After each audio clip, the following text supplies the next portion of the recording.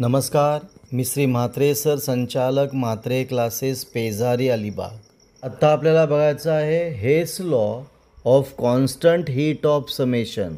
मग लॉ काय सांगतो तर overall enthalpy change for a reaction, म्हणजे रिॲक्शनसाठी ओव्हरऑल एन्थाल्पी चेंज जो आहे इज इक्वल टू कोणाशी, the sum of enthalpy changes of individual step, म्हणजे इंडिव्हिज्युअल स्टेपच्या प्रत्येक इंडिव्हिज्युअल स्टेपच्या एन्थाल्पीची करणारा बेरीज असेल.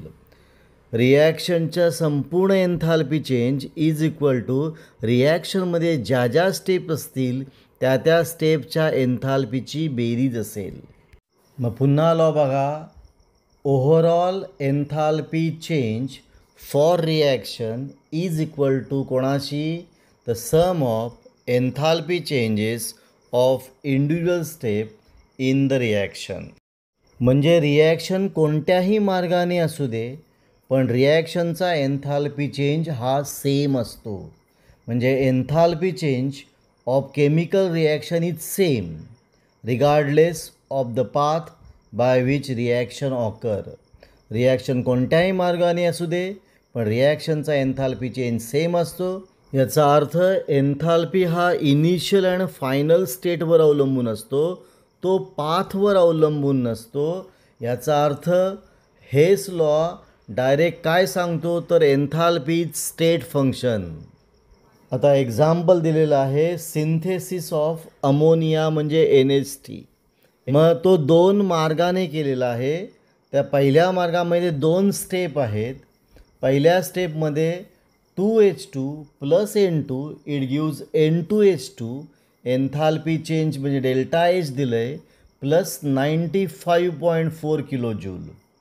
आणि दुसऱ्या स्टेपमध्ये N2H4 plus H2 it gives twice NH3, delta H2 दिलं आहे -187.6.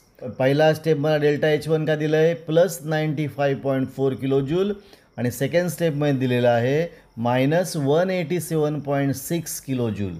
मग आता दोन्ही स्टेपची आपण दोन्ही इक्वेशनची जर आपण बेरीज केली तर आपल्याला मिळतो 3H2 plus N2 it gives काय बोला ट्वाईस NH3.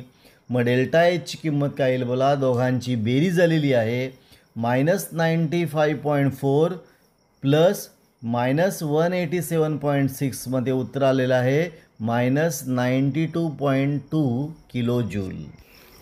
मग याचा अर्थ अमोनिया दोन मार्गाने केला. पहिला दोन स्टेपमध्ये म्हणजे इनडायरेक्ट मार्गाने केला तर ही दोघांची बेरीज -92.2 किलो जूल येते.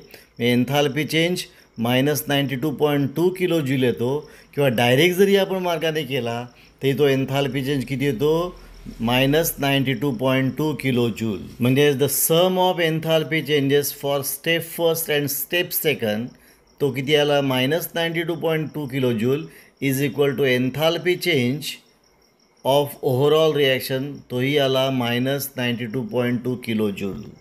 याचा अर्थ कोणत्याही मार्गाने आपण ही रिॲक्शन जरी केली तरी एन्थाल्पी चेंज बदलत नाही, तो सेम राहतो. आता बघायचं आपल्याला application of Hess law.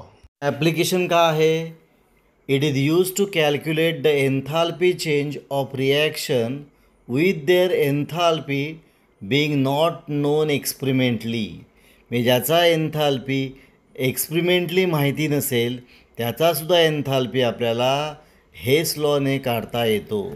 Experimentally ज्या रिॲक्शनचा एन्थाल्पी आपल्याला काढता येत नसेल त्याचा एन्थाल्पी आपल्याला हेस लॉच्या सहाय्याने कॅल्क्युलेट करता येतो. हे झालं ॲप्लिकेशन ऑफ हेस लॉ. इथे आपला point Hess law of constant heat summation हा पॉईंट संपलेला आहे. आपण इथे थांबूया. तुम्हाला हा व्हिडिओ कसा वाटला, चांगला वाटला असेल, आवडला असेल तर शेअर करा, सबस्क्राईब करा. जास्तीत जास्त लोकांपर्यंत हा व्हिडिओ पोचला पाहिजे. आपण इथे थांबू. पुन्हा आपण भेटू एक नवीन व्हिडिओ घेऊन.